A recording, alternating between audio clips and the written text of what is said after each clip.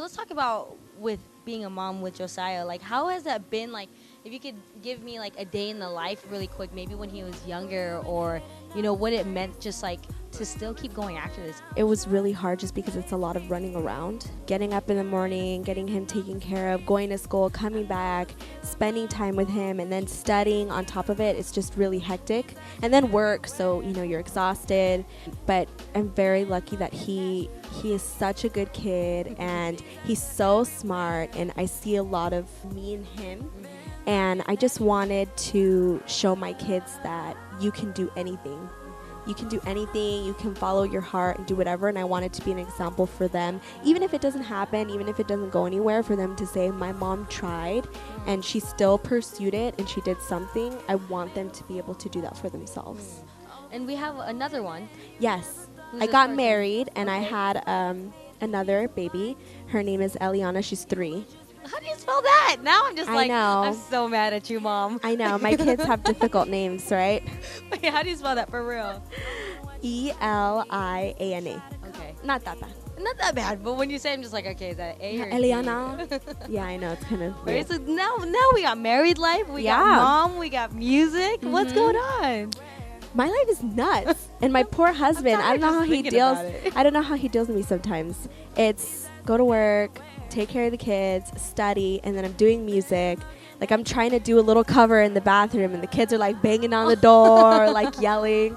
Or like my daughter's like, stop singing. It's funny, but it's just, it's crazy and it's chaotic, but I love it. I love to be doing a million things at once, so it works. If you don't mind me asking, when it comes to your partner, how is he with all of this? Because Yeah.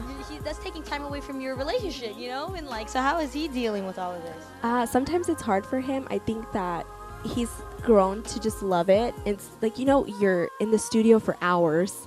And that's exhausting. Yeah. And then you have to practice for performances, and you have to do all of these things. And then, you're out there, your business is out there. I'm writing about really, personal things in my life. So that's hard for someone that you're with to deal with. And then you're in an environment where there's a lot of different people. So it's easy to, be insecure or try to find time for that person. And, it is difficult sometimes.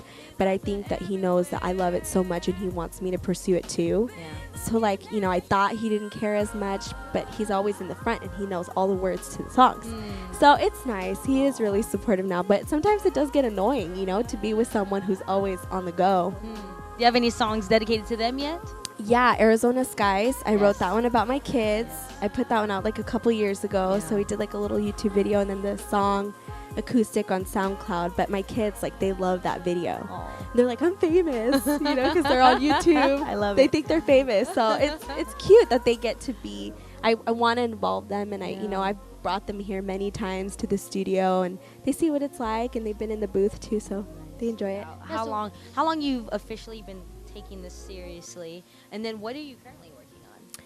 I have been taking it seriously for about 2.5 years now.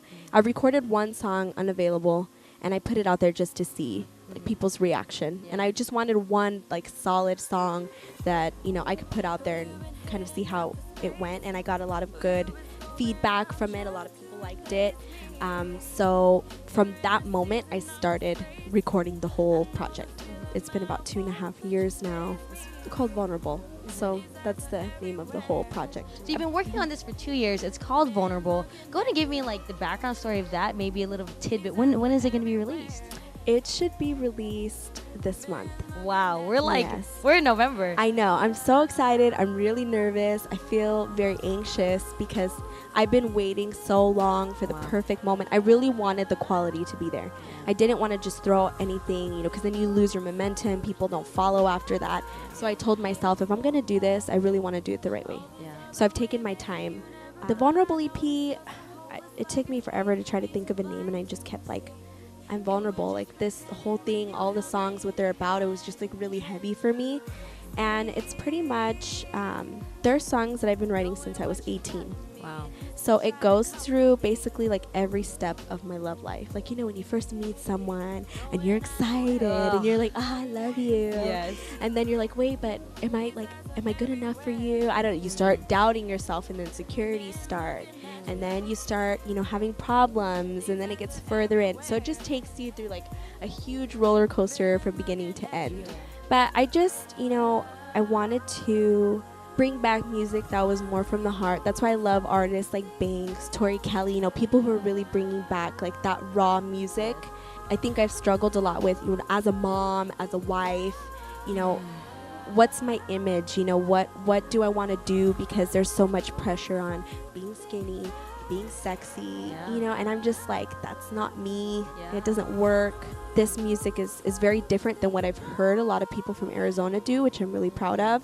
Vulnerable too, the whole point of it is that it's good to be vulnerable. You can't fully love someone unless you get to that place of intimacy where you can be vulnerable to someone or wear your heart on your sleeve. And I think a lot of people are missing that in like the bad bitch culture, So, and I think it's good. I'm all about, empowering other women and feeling confident, but like you need a balance of both, so that's kind of what it's about too, is that in order to love someone unconditionally, you have to get rid of that facade and that, So, is there any performances that are coming up next that we can see you at? Or we just waiting really for this album? Yeah, I'm really just trying to get this out.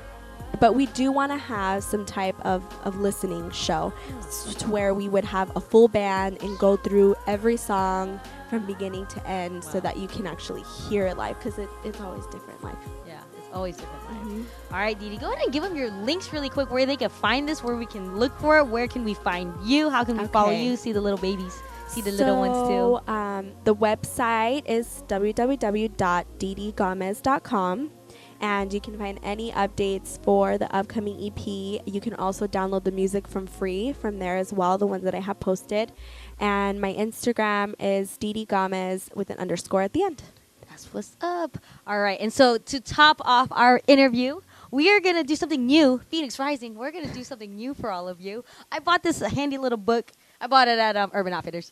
Nice. And it's called The Book of Questions. Very simple, right? This is what we do. I ask about 10 questions in each interview, but I'm going to switch it up for all of you, and let's see how this works for the rest of our interviews. So Miss Dede Gamez is actually going to be randomly selecting 3 questions and answering them on the spot, and we'll see what answers come up.